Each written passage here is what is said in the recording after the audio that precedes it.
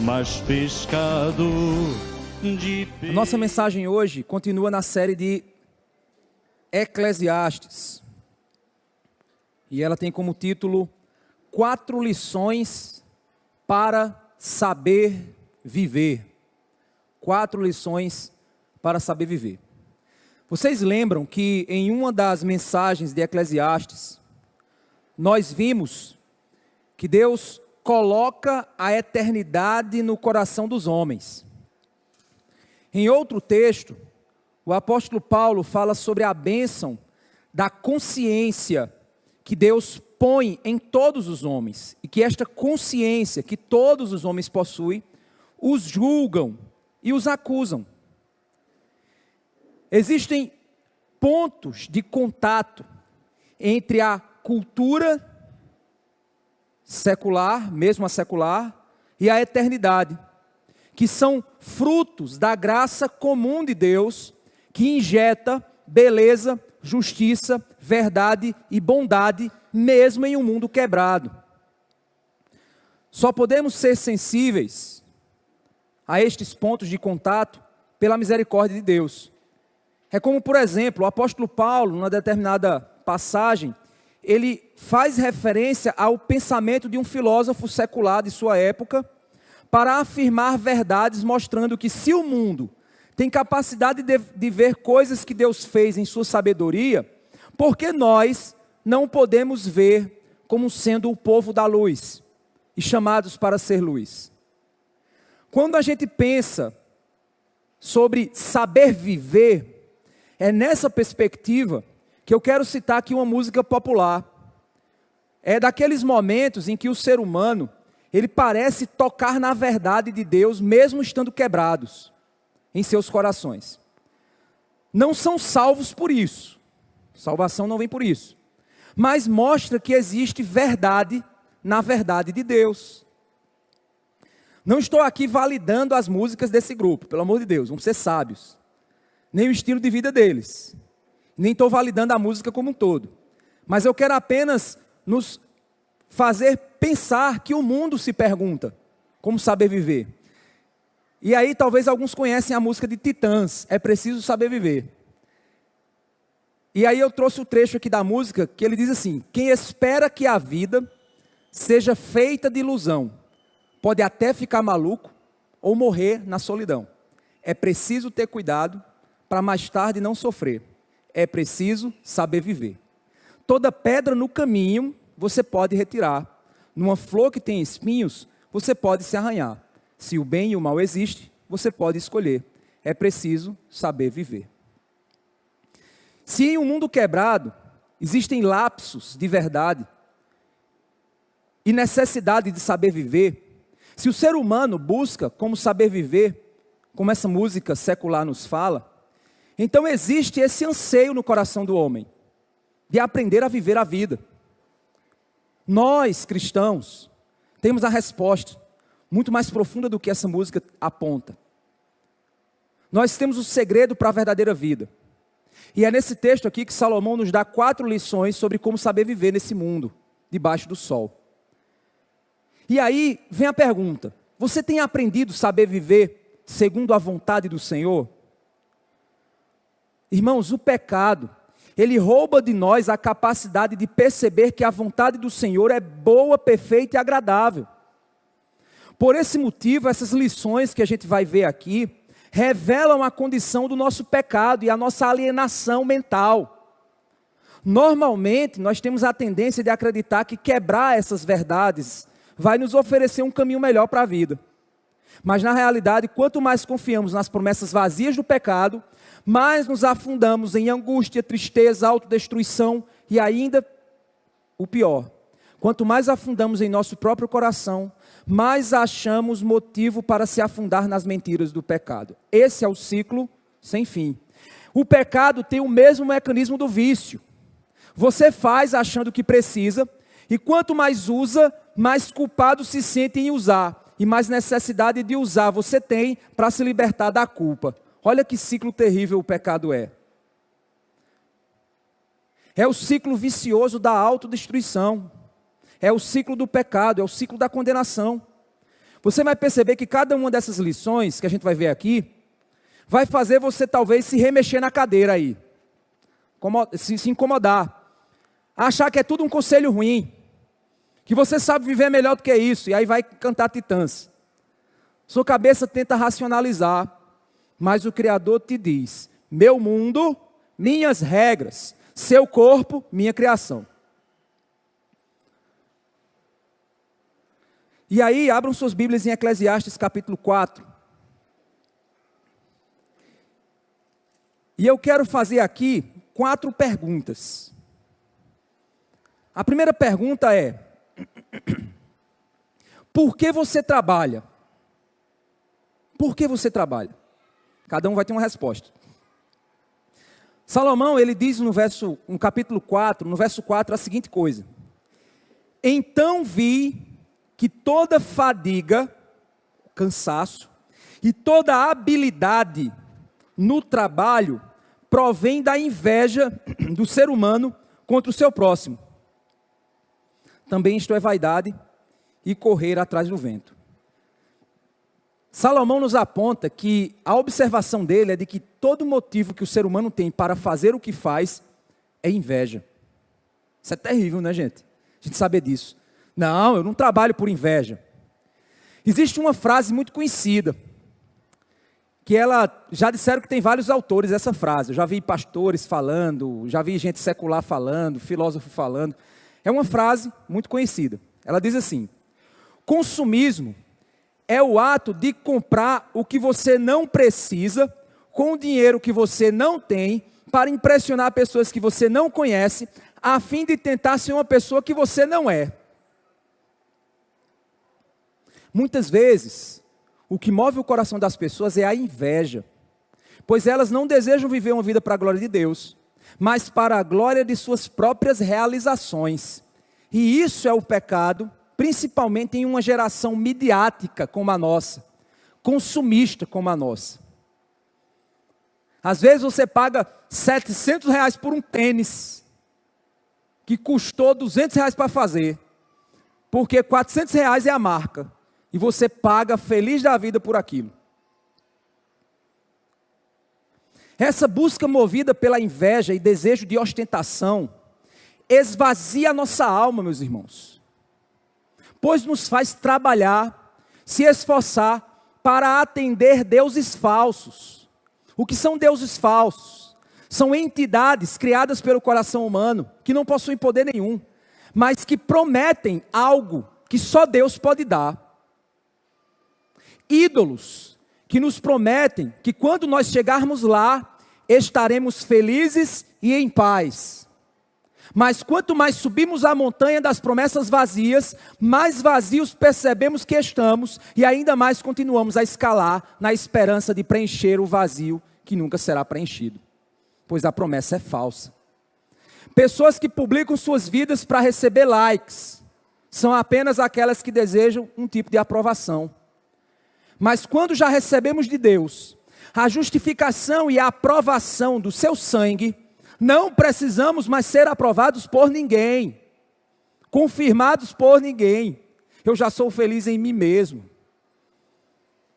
Se Deus me aprovou, por que eu acho que eu preciso da aprovação dos outros? No Evangelho eu descanso. Se eu sou feliz com o que eu tenho, por que eu preciso ter o que eu não possuo para ser feliz? Se tudo o que eu preciso, o meu supremo pastor já me deu. E o que eu não tenho, eu não preciso. Tem uma música do Projeto Sola que fala disso, né? Salmo 23. Então eu sou feliz com o que recebi, e por isso cada coisa a mais que eu receber é apenas lucro. Para pensar. O Senhor é meu pastor e nada me faltará. Isso é fato. Não é nada me faltará do que eu quero, mas é do que eu preciso. Se eu não tenho, eu não preciso, porque o meu pastor não me deu. O meu supremo pastor não me deu, porque eu não preciso. E aí eu me esforço na esperança de que eu preciso aquilo que ele não me deu. Mas se ele não me deu, eu não preciso. Então eu estou me esforçando pelo quê? Estou me desgastando pelo quê? Eu estou pondo a esperança de que se eu tiver, eu serei. Porque para mim a felicidade está no futuro e não no presente. E isso é um fato de que eu não aprendi a estar contente em toda e qualquer situação. Contentamento não é uma condição futura. Contentamento na palavra de Deus é uma condição do presente. E se você não está contente, a sua vida espiritual não está boa. Contentar-se não é sorrir o tempo todo. Contentar-se é sentir-se satisfeito, tendo muito ou tendo pouco, porque o que tenho é tudo que eu preciso.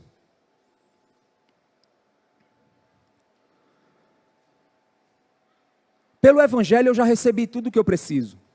Pelo cuidado do meu Senhor tenho tudo o que eu preciso. Então por que correr como se ainda faltasse? Não é que você não tenha que parar, eu vou parar de trabalhar amanhã, porque eu tenho tudo que eu preciso. Você precisa comer.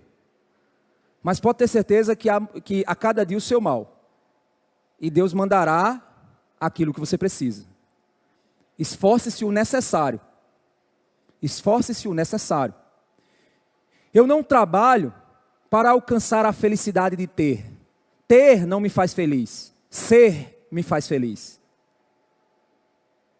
Mas trabalho feliz para receber aquilo que o Senhor julgou que eu posso receber. Pois Ele me deu as condições para buscar. Por que eu preciso mostrar aos outros o que eu tenho? Ou que sou abençoado? Ou que sou maior do que eles? Ou que sou mais bonito que eles? Ou que sou mais feliz do que eles? Por que eu preciso disso? Por que eu preciso mostrar que o que eu tenho é melhor, é maior, é mais importante? Porque eu sinto a necessidade de ostentar que sou mais feliz, mais bonito, mais perfeito, tenho uma vida melhor. Se eu tenho, se sou, se recebi, então foi das mãos do Senhor. E os olhos dele são o que realmente importa para mim, ao ver que sou feliz. Eu não preciso provar que sou feliz para ser. Por isso que pessoas realmente felizes apenas são, não tentam mostrar que são.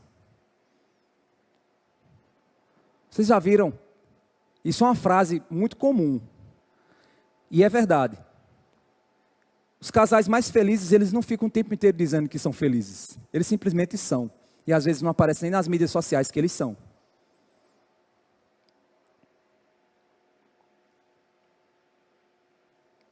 E às vezes, os que mais ostentam são os que menos são.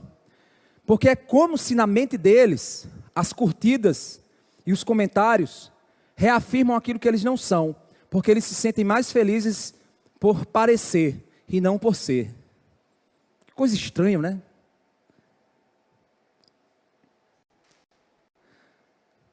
Se sou feliz,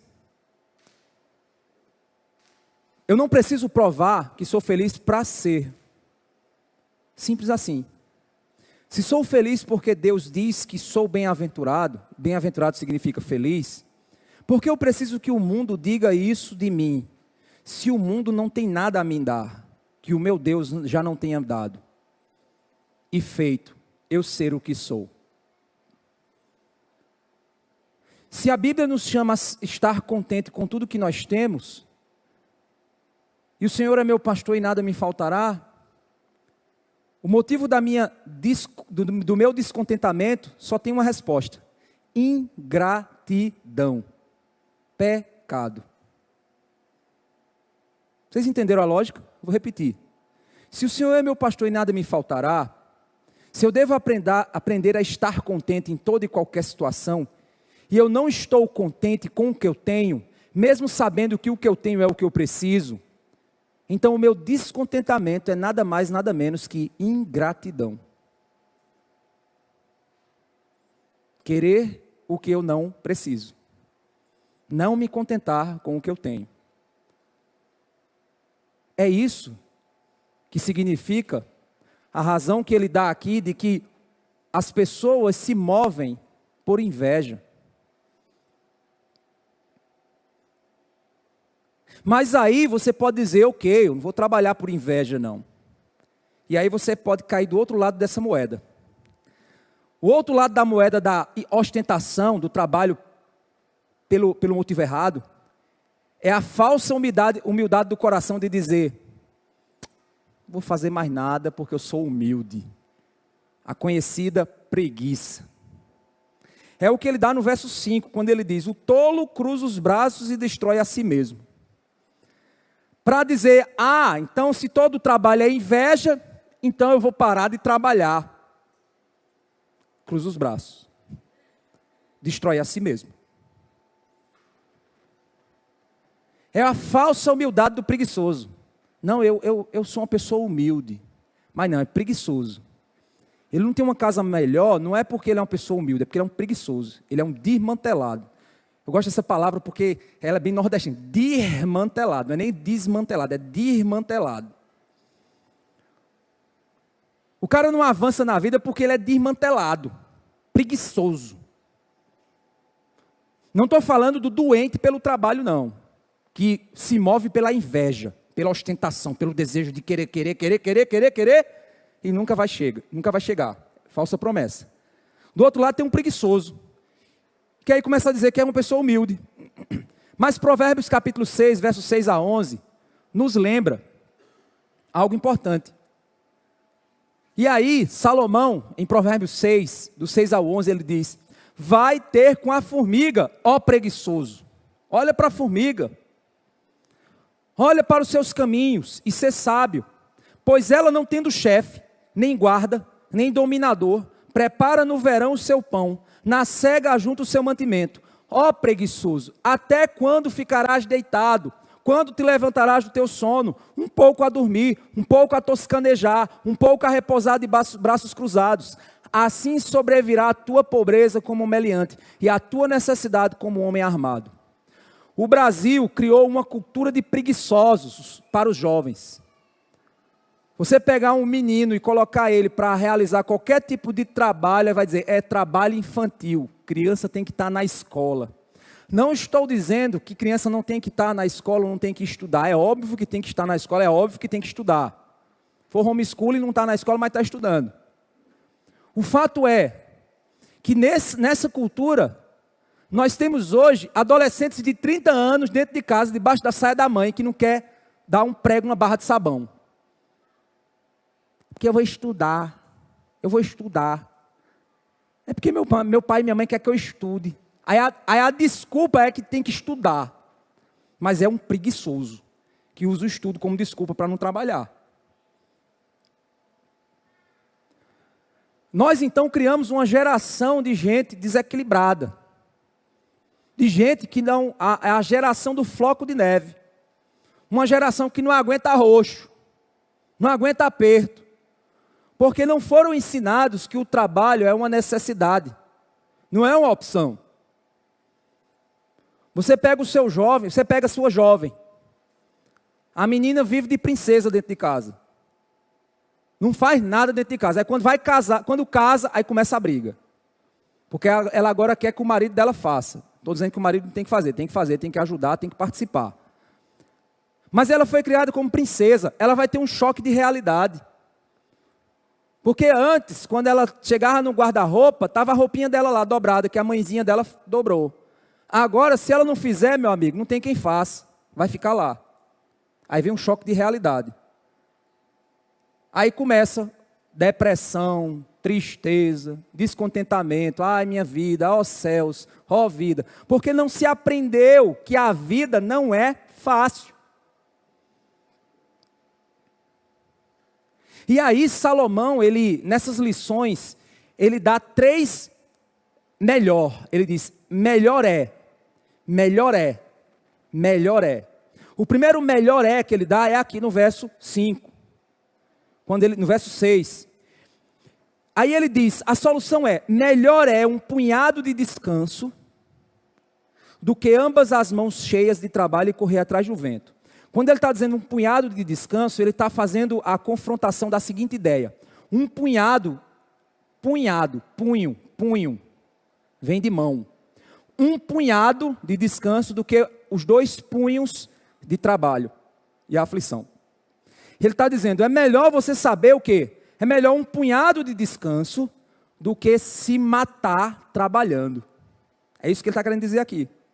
Punhado de descanso do que ambas as mãos cheias de trabalho e correr atrás do vento. Então, se ele diz que o motivo do trabalho de muitas pessoas é a inveja, é o desejo de ostentação, Do outro lado, a pessoa então pode cair na falsa humildade do preguiçoso. Ah, não ostento nada não, minha vida é uma vida humilde. Sou um homem humilde. Aí ele aponta o caminho certo. Espera, o caminho certo é o caminho do equilíbrio.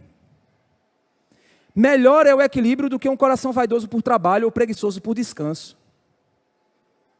E aí a primeira lição para saber viver nessa vida é trabalhar com equilíbrio e correta motivação é o segredo da felicidade, da verdadeira provisão. Trabalhar para o que precisamos é o melhor caminho. O teu problema não é a quantidade de dinheiro que você tem. O teu problema é a maneira como você lida com a quantidade de dinheiro. Porque se você compra o que você não precisa... No curso de noivos, a gente tem uma parte que a gente fala de finanças para os casais. Aí tem eu acho que é acróstico, né? Que é aquele que você põe as letras, né? Aí eu ensino o pessoal um método. É o método da neura. O que é o método da neura? Faz o seguinte. Toda vez que você quiser comprar alguma coisa, primeiro você faz a seguinte pergunta. Neura. N-E. É necessário? Eu preciso disso mesmo? Se a resposta for sim, vem para o U. U-R. Neu. Aí chega no A, certo? N-E. É necessário? É necessário. A gente vai para a segunda pergunta. É urgente? Tem que comprar agora? Dá para esperar um pouco mais? Se não, é urgente. A, aplica. Ou, age. Vai lá e compra. Não tem palavra melhor que eu achei para o A, não. Se tiver, você me diz. Se você não precisa,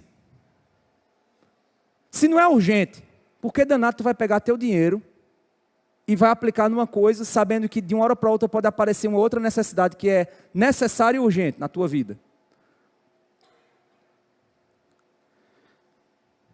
Então, a primeira lição que a gente aprende sobre saber viver, segundo Eclesiastes, é que trabalhar de modo equilibrado, com a motivação certa no coração, é o segredo da felicidade para alcançar a verdadeira provisão. E aí, vamos para a segunda lição. E aí a segunda pergunta. A primeira foi, por que você trabalha? Qual o motivo do teu trabalho? A segunda agora é, você é um canal de bênção ou é uma represa de egoísmo? Você é um canal de bênção ou uma represa de egoísmo? Olha só o verso 7. Ele vai apontar agora uma outra vaidade. Ele diz, então considerei outra vaidade debaixo do sol. Um homem sem ninguém, um homem solitário, que não tem filhos nem irmãos, mas que não cessa de trabalhar e cujos olhos não se fartam de riquezas. E ele não pergunta, para quem estou trabalhando, se não aproveito as coisas boas da vida. Também isto é vaidade e enfadonho trabalho. A gente vê aqui o exemplo de uma pessoa que trabalha para o seu próprio ego. Ele acumula para si um status, uma posição, um monte de riquezas que ele sonha um dia poder gozar. Normalmente é assim. Não, na minha velhice eu aproveito. O problema é que quanto mais ele tem, mais ele quer ter. É assim o engano das riquezas, meus irmãos. O ídolo do dinheiro diz a você o seguinte: se você tiver uma bicicleta, será mais feliz. Quando compra a bicicleta, aí diz, se você tiver uma moto, será melhor. Quando você compra a moto, aí você pensa, um carro é melhor do que uma moto. Quando você compra um carro, você pensa, um carro melhor é bom para mim. Quando você compra um carro melhor, você diz um mais caro, um mais e mais. Porque cada vez que você dá um passo, você quer dar o próximo. O falso engano das riquezas e das posses é dizer para você que sua sede na alma, sua paz, seu descanso vai chegar se você der só mais um passo. E você continua na maratona da ilusão, correndo para não chegar em canto nenhum. Andando quilômetros, correndo milhas, acelerando mais e mais, até só mais uma linha de chegada que nunca chega. No fim, você morre e tudo se tornou pó nas mãos dos outros.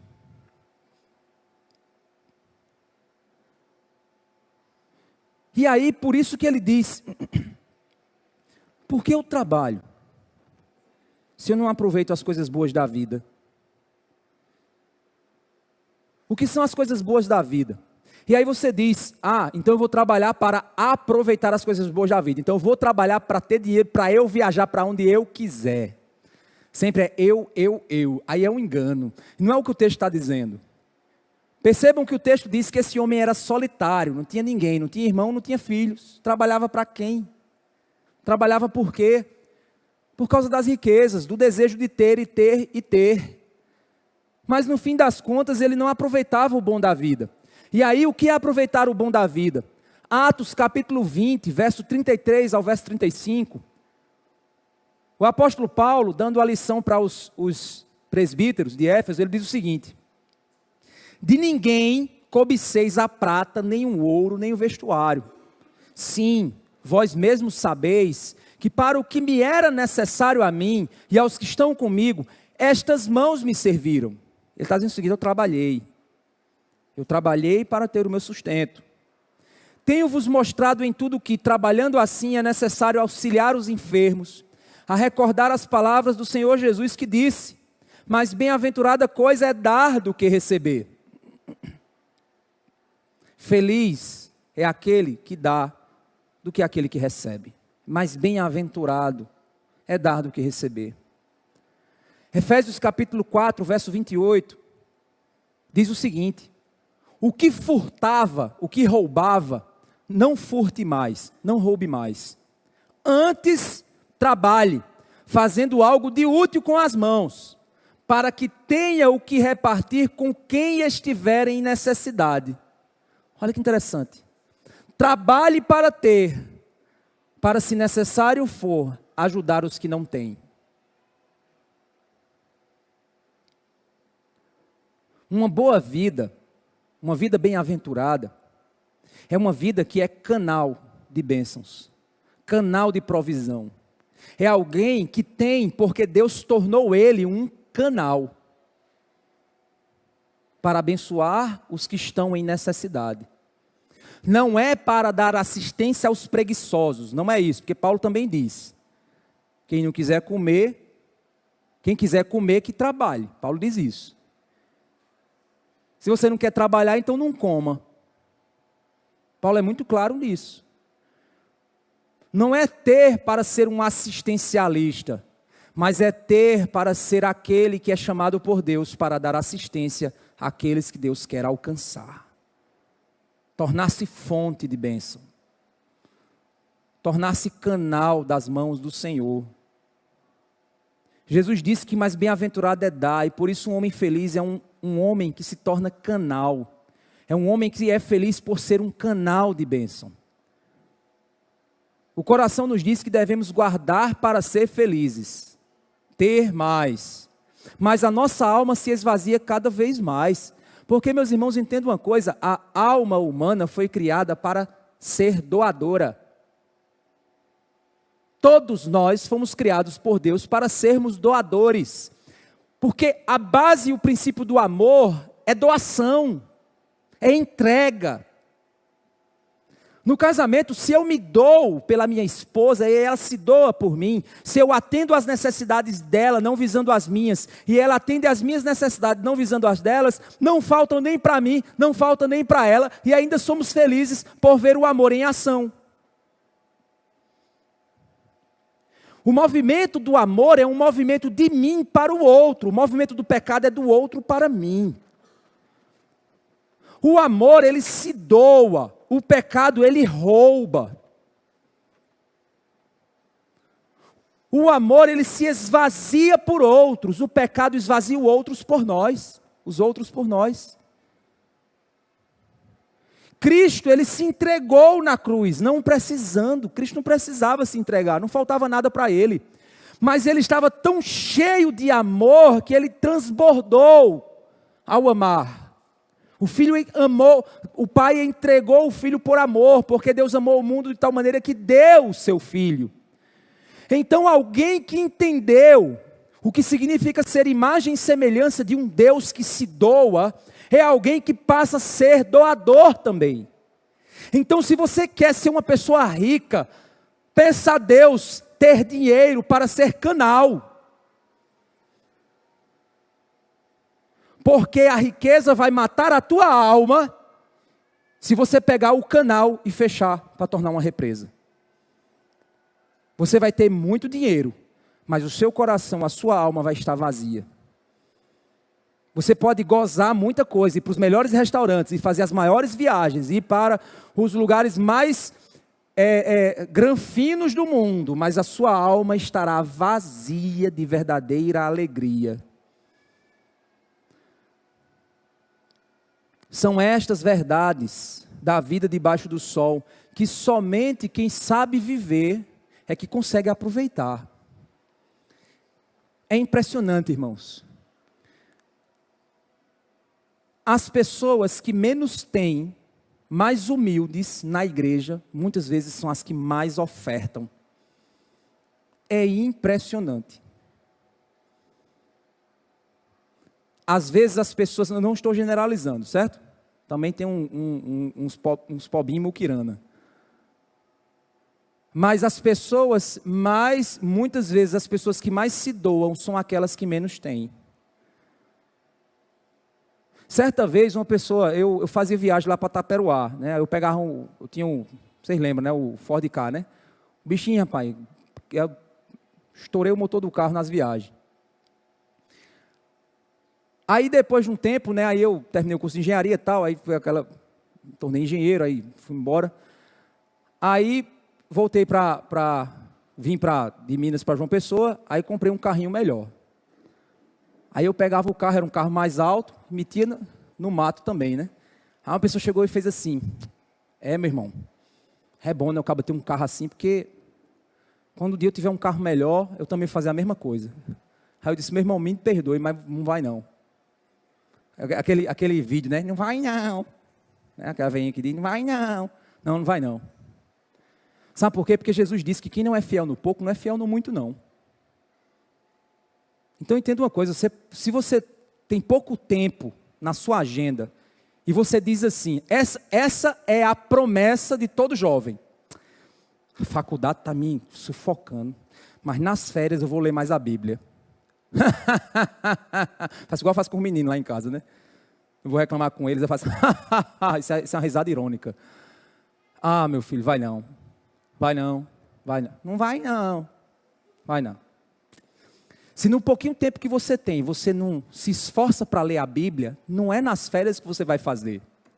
Porque o problema não é tempo, o problema é o coração. Se no pouquinho recurso financeiro que você tem, você não compra um picolé para tua mãe. Quando eu trabalhar, eu vou dar ajuda dentro de casa. Vai não, não vai não. Não vai. Não é a quantidade, é a qualidade do que você faz.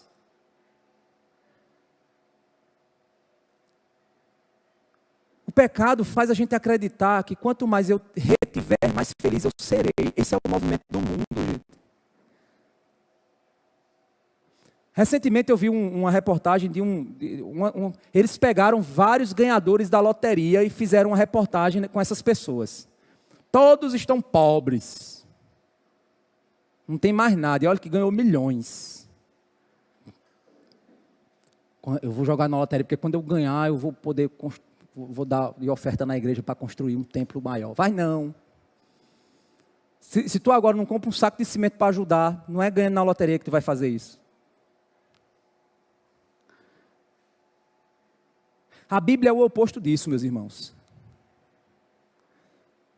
Isso eu estou falando, doar, não estou falando só de dinheiro não, estou falando de tempo também, gente. Porque tempo é dinheiro. A relação que o coração da gente tem com o tempo é a mesma relação que tem com o dinheiro, gente. Só que o problema é que dinheiro eu posso manter ele num cantinho, né? Guardar. O tempo não.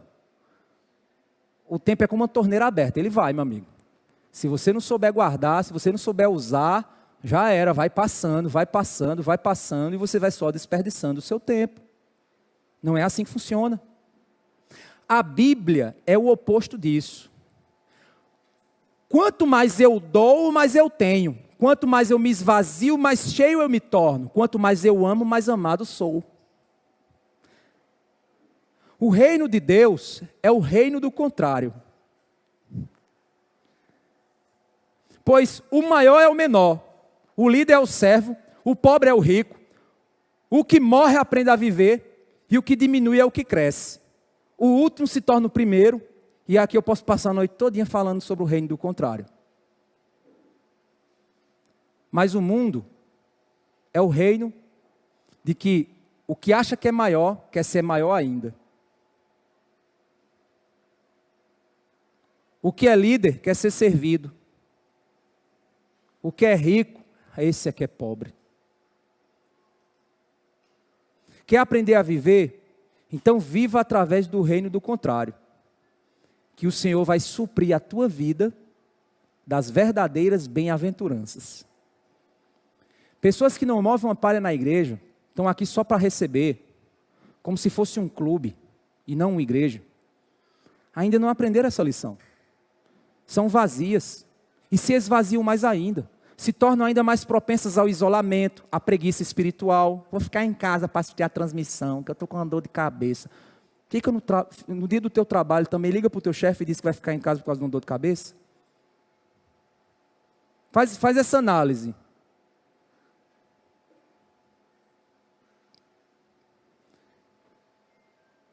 Elas estão vivendo no ciclo do pecado, gente.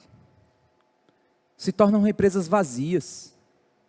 Tentam guardar algo, mas estão quebradas desde a fundação. Quem está cheio, transborda. E ao transbordar, se torna canal. Jovens que não ajudam seus pais em casa porque são criados como príncipes e princesas. E querem viver só de vem a nós. E ao vosso reino, nada. Casa, bichinho, para tu ver. Aí quando casa, quer que a esposa seja a mãe que ele perdeu. Perdeu, entre aspas. A princesa quer que o cara seja a fonte de dinheiro que o pai era. Ai, meus creme. O pai gastava R$1.000 de creme por mês. Aí ela vai casa com um caba que ganha um salário mínimo. Aí vai pedir o mesmo creme. Ah, minha filha, baixa o padrão. Baixa o padrão. Ai, mas meu pai me dava tudo. Então volta para casa do seu pai. Mas se casou, não pode mais não, viu? Pais, aprenda uma coisa. Se seu filho chegar com... Ups, embora. Volta lá e resolve teus problemas.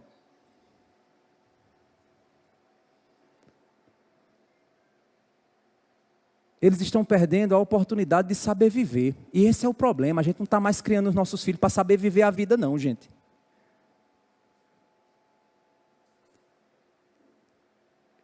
Eu cheguei com uma pessoa num local aí, né? E aí, eu disse, você vai fazer suas tarefas, viu? Aí a pessoa disse assim, ficou todo triste, né? Aí o avô chegou e disse, o bichinho está triste, disse que vai fazer as tarefas. Ô, meu filho, eu disse, quer criar? Porque o senhor era chato comigo, então eu sou chato com ele. E um dia ele vai ser chato com o filho dele. E assim é o ciclo da chatice. E vai passando de pai para filho, geração em geração. Daqueles que querem ser alguma coisa na vida. Agora, se você quer ser legal com seu filho, sinto te informar, tu vai ter um vagabundo dentro de casa. Essa é a verdade. Existem pesquisas, uma vez eu vi um artigo que dizia o seguinte, as pessoas de sucesso, 100% das pessoas de sucesso tiveram pais chatos. Filhos de pai chato, levanta a mão, oh, louvado seja Deus, pela chatice da minha mãe. Oh, Senhor, obrigado pela chatice do meu pai, que não me deixa dormir até tarde. O mundo está cheio de pessoas que só querem receber e não sabem fazer o mínimo para doar do seu tempo, dinheiro, ou nada para nada que não seja ela mesma. Essas pessoas estão vazias e vão continuar assim até aprender o caminho diferente do reino de Deus. Faça o test drive. Veja o que Deus fará quando você perceber que é mais bem-aventurado dar do que receber. Por isso que vem a segunda lição. O mais valioso motivo para trabalhar é se tornar fonte de bênção e provisão para outros. O mais valioso motivo para trabalhar é se tornar fonte de bênção e provisão para os outros. É isso que é aproveitar a vida. É isso que o Salomão está nos ensinando aqui. E aí vem a terceira pergunta. Entenda uma coisa. Você está entendendo? Terceira pergunta. Você está entendendo que nós é melhor do que eu? Vou repetir. Você está entendendo que nós é melhor do que eu? É aqui que ele vai dizer que é melhor ter companheiros na caminhada do que ser só. Porque dividem a carga de trabalho, ajudam nas fraquezas. Gente, eu fiquei tão feliz ontem, gente. Eu e Michela, a gente foi para casa todo feliz da vida. Já tiveram alguns anos aqui na igreja que a gente fez jantar dos namorados. A gente saiu daqui 1h30, 2h da manhã. Porque tem gente que infelizmente é comendo bucho e pé no mundo. Aí ontem eu fiz um apelo, irmãos, quem puder ajudar. Aí eu sei que tem pessoas que realmente não puderam, que às vezes deixou filho na casa de alguém, tinha que buscar, porque senão a pessoa fechava a porta e ficava com seu filho para sempre. Você não vai querer isso na sua vida. Às vezes a gente, né, mas assim, na maioria das vezes não, né? Os bichinhos tão bonitinhos. Mas aí a gente vai e aí eu faço o apelo. Tiveram antes que a gente terminou o jantar 9 horas, 9 e pouco. A gente ficou até 1h da manhã, 2h da manhã. Lavando prato, arrumando coisa, ajeitando, blá, blá. Ontem a gente saiu daqui, era 11h da noite. 11h da noite. A gente terminou, o jantar era 9h30. A gente teve 1h30 e deixou a igreja do jeito que vocês estão vendo aqui. Que bênção, gente. Era a gente lavando prato aqui, outros lavando prato ali, outros conversando sobre política, mas pelo menos mantendo os maridos pacientes para que as esposas pudessem estar ali. Outro marido lá varrendo, outros carregando coisa, outro não sei o que e tal. Aí tinha a galera do chikungunya levando peso. Meu amigo, tinha gente varrendo de salto alto, chique demais. Rapaz, coisa bonita de se ver. Fui lavar uma panela ali, joguei mais água em mim do que nela. É nesse texto que ele vai dizer que é melhor nós do que eu. É aqui que ele diz no verso 9, melhor é serem 2 do que 1, porque maior é o pagamento pelo seu trabalho. Porque se caírem, um levanta o companheiro, mas ai do que estiver só, pois caindo não haverá quem o levante. Também, se 2 dormirem juntos, eles se aquecerão, mas se for um sozinho, como se aquecerá? Se alguém quiser dominar um deles, os 2 poderão resistir. O cordão de 3 dobras não se rompe com facilidade. Eu quero só abrir um PS aqui, né? Uma observação. Esse último texto aqui, quando eles cordam 3 dobras, tem muita gente que usa para casamento, né? É verdade que Deus, estando conosco, o casamento se torna melhor. Isso é verdade. Mas não é o que esse texto está dizendo. Esse texto está dizendo que um cordão de 3 dobras é mais resistente do que um cordão de 2, do que um cordão de 1. Ponto. É isso que o texto está dizendo. Certo? Mas é fato que eu posso dizer, Deus conosco, é verdade. Se Deus é por nós, quem será contra nós, né? Mas o fato aqui, que o texto todo está dizendo é melhor andar em rebanho. Deus salvou um rebanho, gente. Deus salvou um corpo. Deus salvou uma raça. Deus salvou uma comunidade. Uma nação. Um povo. Os indivíduos são chamados para formar um corpo, membros. Deus é um Deus triuno e nos criou imagem e semelhança dele como seres comunitários. Solidão é terrível, gente. E solidão não significa dizer estar sozinho fisicamente. Eu passei alguns anos na faculdade, como crente, me sentindo solitário, porque não tinha outros crentes comigo lá. Eu ficava com o meu livro e minha Bíblia, andando dentro da universidade. E tinha gente que quando via a Bíblia na sua mão, corria, meu amigo, parecia que estava correndo da cruz. Estava lá, às vezes, cheio de gente numa sala, mas eu me sentindo só, me sentindo sozinho. Solidão é ruim. Sabe por que a solidão é tão chata? Porque a gente não foi criado para estar sozinho. Nós somos seres comunitários, por isso, como igreja, e juntos somos alvos da graça do Senhor como corpo. O amor de Deus une pessoas e o pecado separa. O movimento do pecado é de separação, enquanto o movimento da graça é de união em torno do Senhor. Não se trata de amizade por amizade. Não é estar na galera só por estar na galera, não. Comunhão no Senhor. É muito mais profundo. Porque é na angústia que nasce um irmão. Quantos aqui não tiveram momentos de angústia e você foi alvo de amor muito mais profundo da igreja do que da sua família?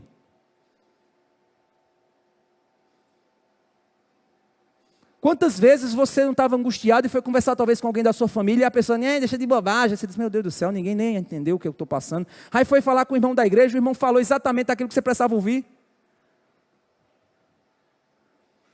Graça. Pessoas que se isolam na igreja, que formam um grupo, com pessoas somente que elas gostam, e desprezam os outros que não gostam, são pessoas vazias disso. Ela não entende isso.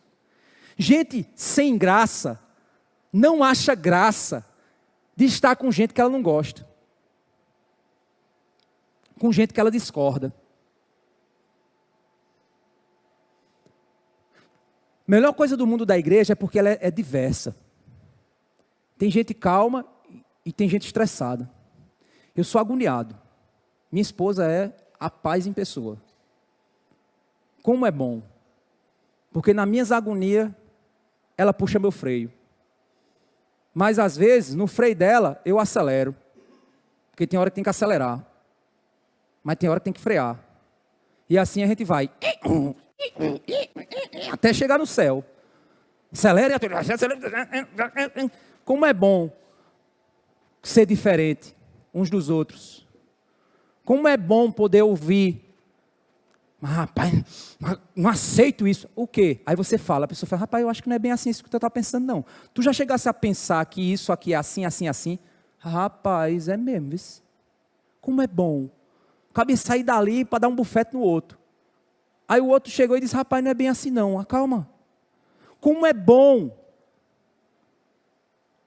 Pessoas assim, que não gostam, se isolam e só fica com os especiais, elas acham que os verdadeiros amigos estão com elas por amor. Mas se você só se aproxima de gente que você gosta, e essa pessoa só está com você porque gosta de você, essa pessoa não está por você. Ela está porque você dá a ela alguma coisa que ela gosta. Agora, quando você está com gente que você... e você continua ali com ela, você está por ela. Deixa eu dizer uma coisa para vocês. Agora, pelo amor de Deus, gente, não precisa você ficar se medindo perto de mim, não. Mas, por exemplo, eu sou muito estressado com gente que apesar de às vezes eu falo alto, né? Mas eu falo na pregação. Mas gente que grita. Aquela coisa desesperada. Eu fico...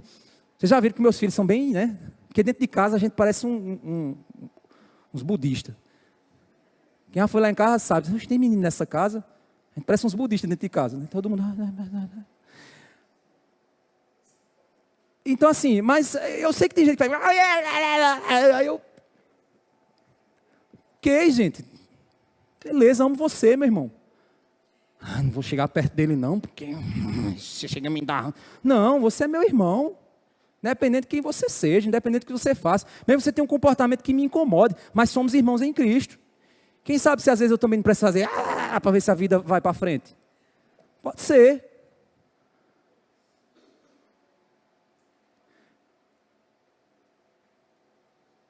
Por isso a igreja é um reino de amigos. Pessoas que não sabem viver em igreja não aprenderam o significado, o que significa a amizade criada por Deus, que une pessoas diferentes. Tem gente aqui que se não fosse a igreja você não andava com a pessoa que você está do seu lado.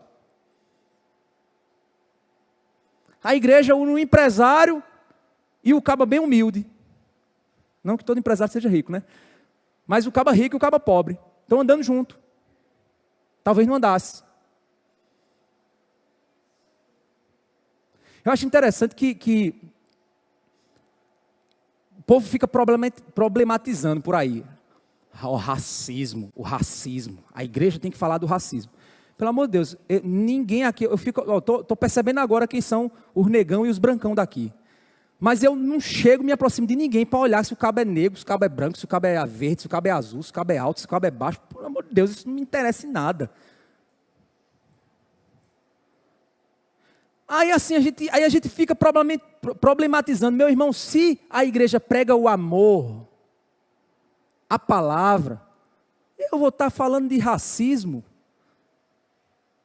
Se o cara dentro da igreja, temos que falar, porque o mundo acha que trata-se racismo fazendo toda a movimentação política que eles fazem. Sabe como é que trata racismo? Prega o evangelho. Ensine que todo mundo é igual na presença do Senhor. Ensine que todos têm valor diante do Senhor, independente de tamanho, de raça, de cor, de o que for. Ensine isso, é a palavra. Eu espero que a nossa igreja não tenha essa frescura. De ficar... Quando eu digo essa frescura, eu não estou falando que o racismo não seja um problema, não. Ele é um problema e é real. Eu estou falando que a nossa igreja não tem esse problema de racismo aqui dentro, pelo amor de Deus. Eu não me aproximo dele não, porque fulano é japonês. Tem algum japonês aqui? Não tem não, né? Então vamos falar de japonês para ninguém ficar sentido. Japonês, eu não me aproximo dele não, porque eu não gosto do zóio puxado dele não. Pastor Jorge Noda, né? Um abraço. Aproxime não. Pelo amor de Deus, gente.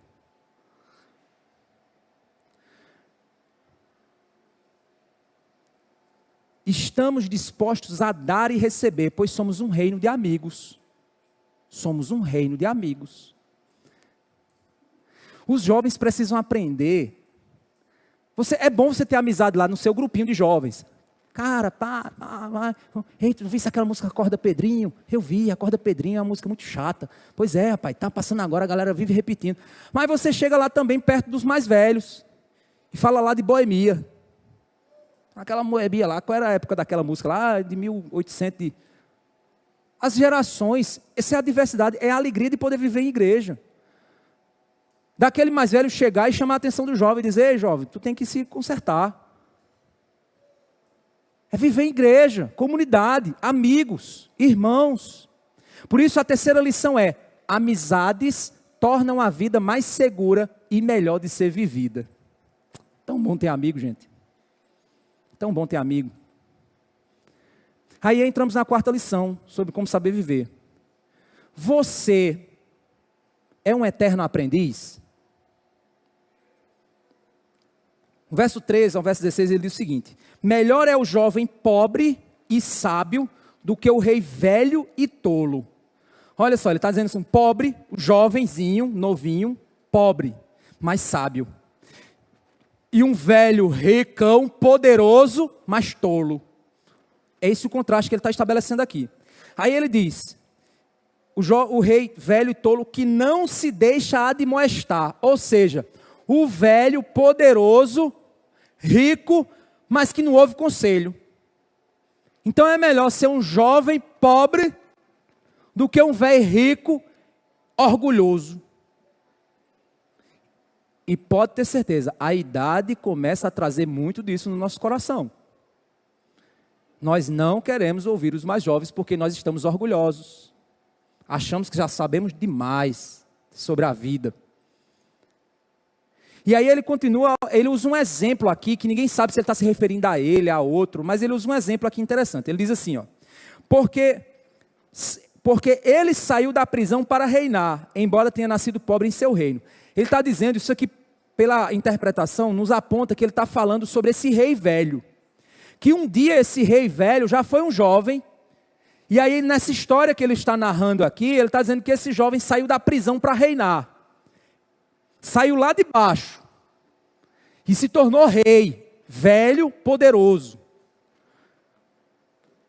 E aí ele diz o seguinte: vi todos os viventes que andam debaixo do sol, com o jovem sucessor que ficará em lugar do rei.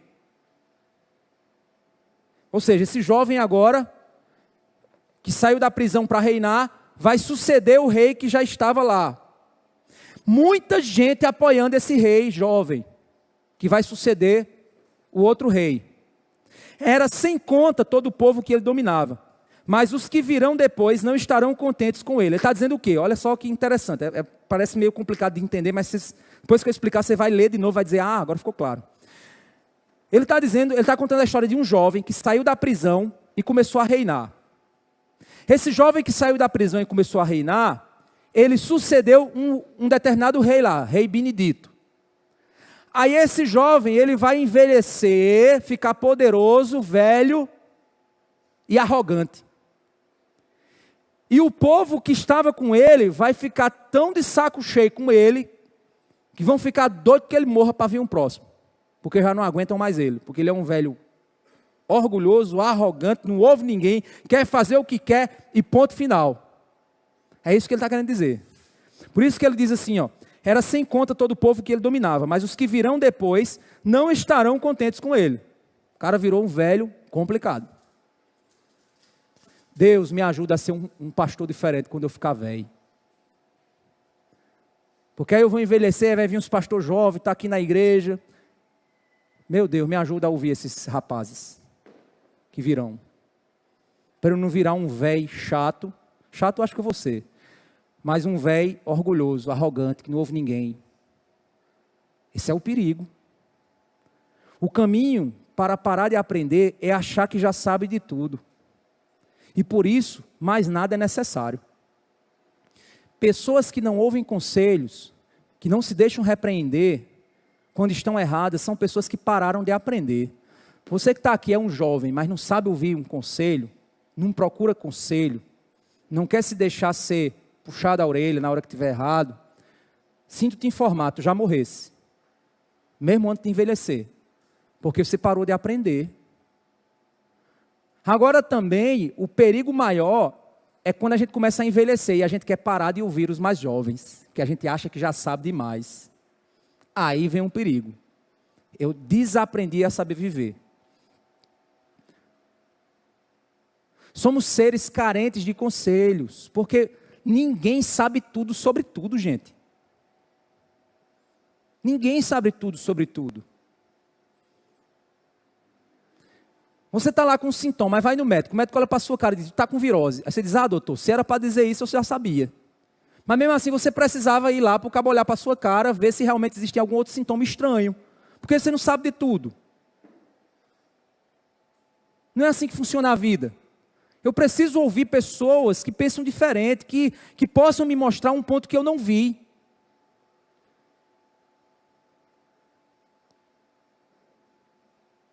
Nós somos carentes de conselhos, nós somos aprendizes eternos. Por isso acreditar que já sabe de tudo é o caminho oposto para o que Deus nos chamou. Deus nos chamou para provar o conhecimento de quem Ele é e através dele. Gente, o mundo é tão repleto de conhecimento, é tão rico de sabedoria e grandeza, que, meu amigo, você vai ler o Google inteiro e você não vai saber de tudo. E o problema é que a nossa geração, porque a gente tem acesso ao Google e só é lá pesquisar, estou com dor de cabeça, aí vai lá pesquisar. Aí você acha que o que você está aprendendo ali é tudo sobre a verdade. Esse é o problema das mídias sociais. Eu tenho certeza que qualquer pessoa aqui que tem um pensamento político de direita não segue nenhuma página de esquerda. Eu tenho certeza. E aí o teu timeline, o feed de notícias, só gira notícia de direita, criticando a esquerda. Direita criticando a esquerda, direita criticando a esquerda. Como você não escuta nenhum argumento do lado oposto, então na sua cabeça, a única fonte de verdade que existe é aquela que você escuta. Não estou dizendo que, por exemplo, deixa eu usar aqui um exemplo.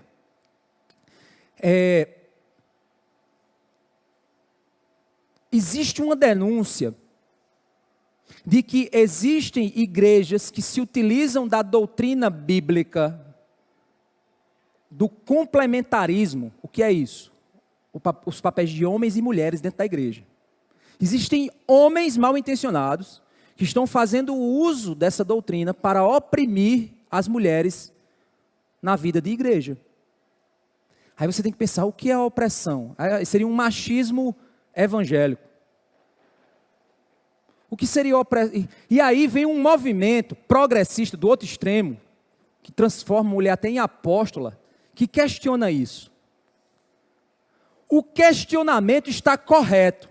A explicação deles está errada, porque quando você vai olhar para a Bíblia está equivocada. Mas o questionamento está correto. Aí vem a pergunta, nós que somos complementaristas, nós somos uma igreja complementarista, a gente se pergunta, nós aqui oprimimos e sufocamos as mulheres? Essa é a pergunta, isso às vezes eu pergunto para minha esposa. Porque a gente sabe que a Bíblia defende uma liderança masculina. Proteção, provisão, liderança. Eu louvo a Deus pela vida das mulheres dessa igreja. Vocês não imaginam a quantidade de coisa que o Ministério de Mulheres faz dentro dessa igreja. Então, se você tem 2.000 funções dentro dessa igreja, 9.900, errei aqui a conta, estão sendo ocupadas muitas vezes por mulheres trabalhando. A única função que nós entendemos biblicamente que as mulheres não podem ocupar é essa que eu estou aqui, de ensino. E aí, as mulheres desse outro lado vão problematizar, dizendo, a gente não pode fazer nada dentro da igreja. Pelo amor de Deus, tem tanta coisa para se fazer. Mas a única coisa que você não pode, porque a Bíblia não permite, você quer fazer. Mas aí vem a pergunta, será que eu, como pastor, estou usando isso para oprimir as mulheres? Para tirar a voz delas? No sentido do cuidado que elas têm que temos que ter com elas como homens? Eu espero que não, porque não é possível. Já teve homem que chegou para mim e disse assim, pastor, eu sou bato demais nos homens, tem que virar um pouquinho o canhão para as mulheres. Eu digo, vou continuar batendo porque os homens têm mais responsabilidade que elas e precisam ser mais cobrados do que elas. Se o cabo é morto nas calças, precisa ser cobrado. E ponto final. Então a gente tem que... Esse exemplo que eu citei aqui é para você entender que muitas vezes o questionamento contraditório ele é importante para te fazer pensar se você está no extremo oposto. É importante. Não significa dizer que eu tenho que viver em cima do muro. Não significa dizer que eu tenho que dar ouvidos àquele questionamento que não é bíblico. Mas significa dizer que eu tenho que refletir se eu não estou indo no extremo oposto daquilo. Equilíbrio. Por isso que a quarta lição é: envelhecer com sabedoria é saber que nada sabe sempre. Envelhecer com sabedoria é saber que nada sabe sempre. E aí, vamos lá, o que é que o seu coração sente ao ouvir esses conselhos sobre como saber viver? Primeiro, trabalhe para a glória de Deus e não para ostentação. Segundo, seja fonte de bênção para os outros e não uma represa. Terceiro, cultive amigos mais chegados que irmãos e não egoísmo e solidão. Quarto, aprenda que a vida é um eterno aprender. 4 conselhos para saber viver. Rimou. Cristo é o nosso maior exemplo de saber viver, pois Ele trabalhou com sua vida para exaltar o nome do Pai, não foi nenhum dele, foi o do Pai, com sua morte e ressurreição. Cristo entregou sua vida e sentiu toda a dor para salvar outros da condenação. Cristo morreu por seus amigos, chamou eles para orar com Ele, nos momentos de aflição. Ele é Deus, ele podia, não, eu vou orar sozinho porque minha oração é poderosa. Não, Ele disse assim, vem aqui orar comigo. E os cabas foram dormir, mas Ele pelo menos chamou os cabas para orar. Ele ensinou os apóstolos a cultivar a comunhão, a não brigar por cargos. Dizer o seguinte, o maior é o menor. Se você quer ser o maior, sirva os outros. Cristo nos chamou para aprender com Ele, que era manso e humilde, e assim achar descanso para as nossas almas. Cristo morreu na cruz para te ensinar a ser como Ele. E por isso, no poder do Evangelho, você pode aprender a viver a verdadeira vida debaixo do sol. E essa vida se resume a 4 lições aqui. Trabalhe para a glória de Deus. Seja fonte de bênção para os outros. Cultive amizades. Aprenda sempre. Aí você vai saber viver.